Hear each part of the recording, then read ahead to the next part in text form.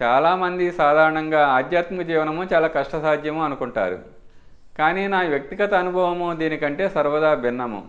నిజానికి వాసన తృష్ణలతో నిండి ఉన్న జీవితమే చాలా కఠినమైనది, జటిలమైనది.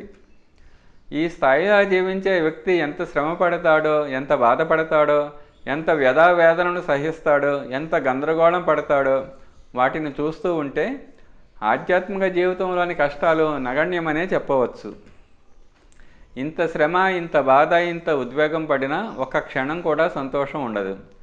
కోరికలను తీర్చుకోవడానికి చెప్పలేనంత ప్రయాసపడాలి. కానీ ఆ కోరిక పూర్తి కాకముందే 100 క్రొత్త అభిలాషల సమూహం ఏర్పడతాయి. ఇవంతా ఎంత పెద్ద గందరగోళం అంటే, ఎంత పెద్ద సఫలత పొందిన వ్యక్తికి తృప్తి లేదు, సంతోషం లేదు.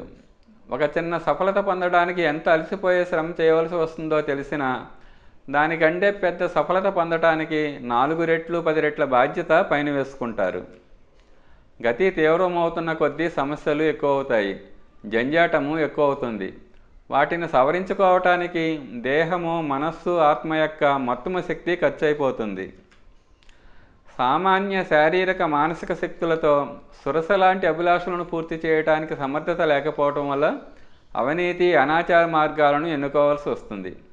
ఎన్ని పాపకర్మలు చేసినా ఈ అనంత అభిలాషలు, కోరికలు ఎప్పటికి తీరుతాయి? పొందిన ఉపలబ్ధులను, దానికి పడ్డ నిరంతర మానసిక ఉద్వేగం మరియు వాటి వల్ల భవిష్యత్తులో రాబోయే ఘోర ఫలితాలు, ఈ రెండింటినీ కలిపి చూస్తే ఆ లాభాలను అతి తుచ్చముగానే భావించవలసి వస్తుంది. సాధారణ వ్యక్తులు నిరంతరము బాధపడుతూ, ఏడుస్తూ, రోషము, శోకముల బారి పడుతూ జీవశ్చవముల వలె జీవితాన్ని గడుపుతున్నారు. నిజానికి వీరిని నిజమైన తపస్సులుగా గుర్తించాలి.